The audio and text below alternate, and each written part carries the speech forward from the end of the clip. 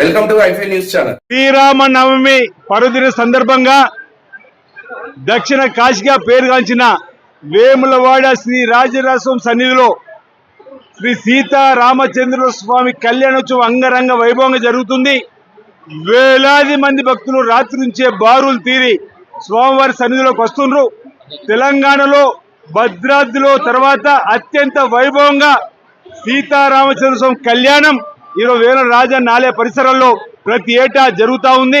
ఈరోజు సీతారామచంద్ర స్వామి ఆశీస్సులు భక్తులందరికీ అందాలని ఉదయమే వేములవాడ మున్సిపల్ ద్వారా పట్టు వస్త్రాలను స్వామివారికి సమర్పించే కార్యక్రమం రాష్ట్ర ప్రభుత్వ ఆదేశాల మేరకు వేములవాడ రాజన్న ఆలయం పక్షాన కూడా ఘనంగా స్వామివారి కళ్యాణోత్సవానికి ఏర్పాటు చేసినాం.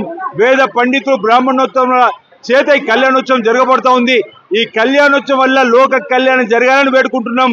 సకాలంలో చక్కటి వర్షాలు బ్రహ్మాండంగా పడి రైతు వర్గంతో పాటు ఎన్ని వర్గాలు సుఖమయ జీవితంతో ఆనందమయ జీవితంతో అష్టైశ్వర్యంతో ఆయుర్వేదం ఉండాలని సుభిక్షంగా ఉండాలంటే ఎలాంటి కీడు ఎవరికి రాకూడదు, ఎలాంటి ఆపద రాకూడదని ఆ సీతారామచంద్ర కళ్యాణ సందర్భంగా వేడుకుంటూ ఈరోజు తెలంగాణ రాష్ట్రంలో గౌరవ ముఖ్యమంత్రి రేవంత్ రెడ్డి గారి నాయకత్వంలో ప్రజాపాలన జరుగుతూ ఉంది.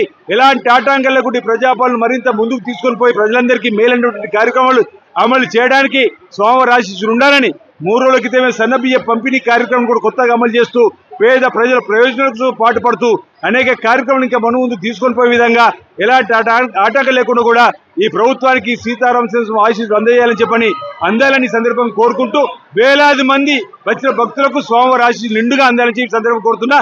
శ్రీరామ నవమి పర్వదిన సందర్భంగా శుభాకాంక్షలు తెలియజేస్తున్నాను. అందరికీ నమస్కారాలు.